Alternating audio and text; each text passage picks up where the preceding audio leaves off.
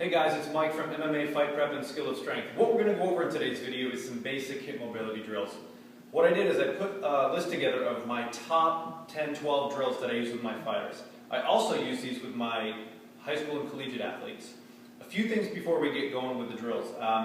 One, you always want to try to maintain a neutral spine, and we'll go over that in a few minutes, but essentially when you're working hip mobility, the only thing that should really be moving is your hips. So there shouldn't be any movement in your lumbar spine, your thoracic spine, your opposing shoulder. None of that should really happen. And another thing you want to do is make sure that you don't hold your breath. A lot of the times when I see people stretch, what do they start doing? They start holding their breath and you turn them bright red. So those are a couple things to just pay attention to when you're doing these drills. We're going to start off with a very, very easy drill called the cross crawl. And essentially all we're going to do in a cross crawl is going to keep our spine nice and tall. We're going to try to touch our forearm to our opposing knee right at our midline. When we do that, we're going to keep our posture tall, and we're going to try to do a little pause at that midline touch. So you're going to be here.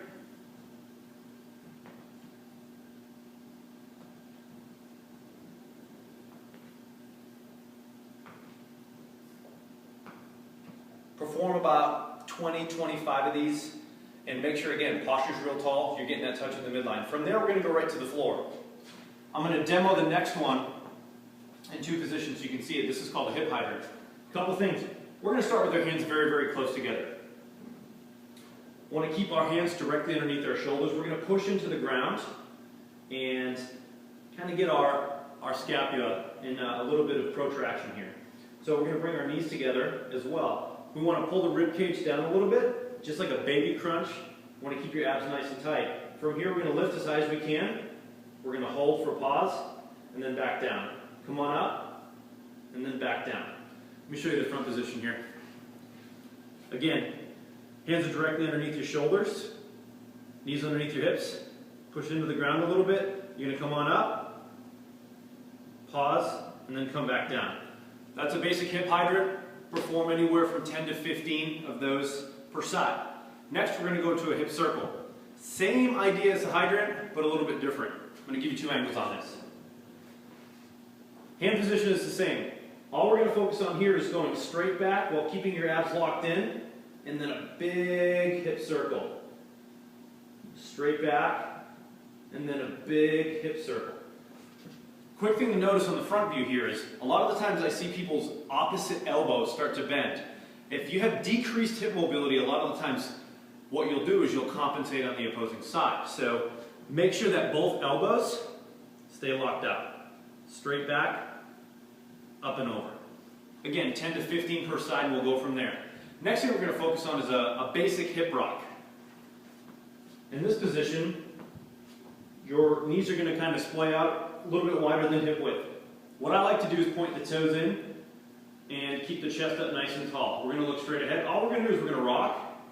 We're going to go as far as we can while maintaining a nice flat back position. Okay? Head is going to stay pretty much neutral. We're going to come forward. We're going to rock. We're going to slowly sit back, and we're going to rock. Again, most important is that we're not flexing and extending our spine when we do this. From that rock position, we're going to add in a nice adductor stretch. So we're going to go from here. And this is one that usually gets people's attention pretty quickly. Same position, you're going to come out to the side. We want to keep a nice tall spine, and we're just going to rock back and forth, and you're going to get a nice stretch in your adductor there. Again, that's the side angle. Boom. We're going to go from this side as well.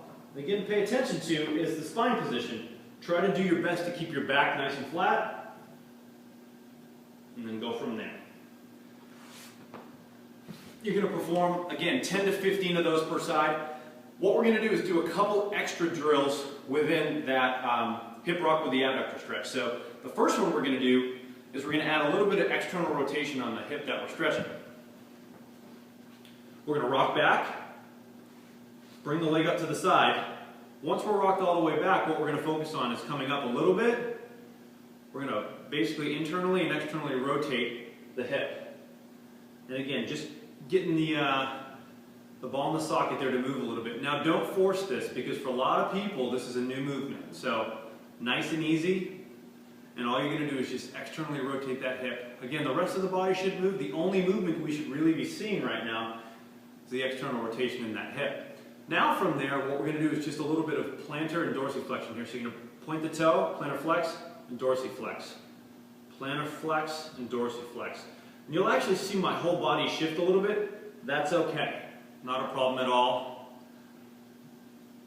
And then we're just going to, again, do about 10 to 15 of these. So you'll do 10 to 15 of the rocks, 10 to 15 of the rocks with the adductor stretch. Then we're going to go over external rotation, do about 10 to 15 of those, and plantar flexion, dorsiflexion. The next one we're going to go over what I call a hip windmill. This is going to address internal and external rotation at the same time. A couple of things we're going to focus on here is we're going to start at the 90-90 position. So with that being said, we're going to try to keep our spine as tall as possible. Now for some people what's going to happen is they're going to just start this drill and they're going to be like, no, that's not happening. That's okay. You want to do your best to stay as tall as you can. And in this position, my right foot is forward.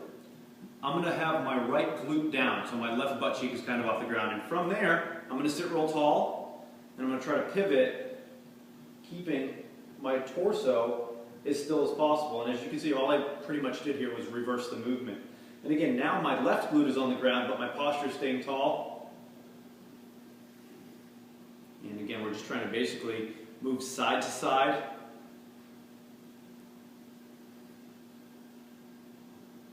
And again, do your best to keep your posture as tall as you can and go from there. From that position, we're going to do a basic pigeon stretch. This is essentially to work on your glutes. So 90 degrees, right angle at the front leg, and then what I want you to do is you can actually use your foot to walk that other leg back. Now from there, we're going to get our posture nice and tall, and again, we want to just sit with a tall spine. And in this position, we just want to come forward and just hinge and stretch the glute. Again, we're trying to target the hips, so what I don't want to see is, if I just do this, all I'm doing is rounding my lumbar spine and rounding my thoracic spine. It's not doing anything else for the hip, okay? So we want to keep that hip hinge position. And again, I'll show you from this angle here. Nice and tall, and we're just going to come forward. Do your best to keep your spine nice and tall and go from there. After the pigeon stretch, we're going to do a basic hip flexor stretch. The biggest mistake I see with hip flexor stretching is people usually just get extra extension or hyper extension in their lumbar spine. So we're going to start in the half kneel.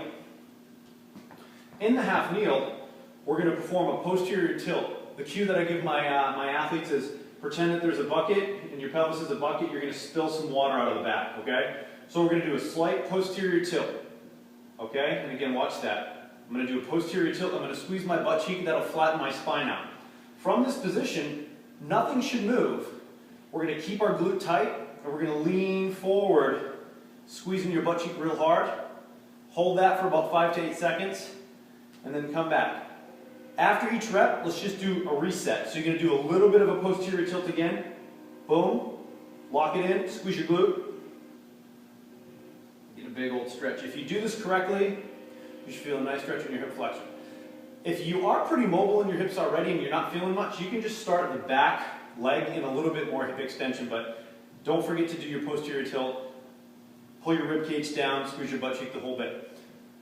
My favorite thing to add to that is a quad stretch. So I'm going to have to narrow up a little bit, but we're going to try to square up as best as we can. We're going to lean forward. Almost wiped on that one.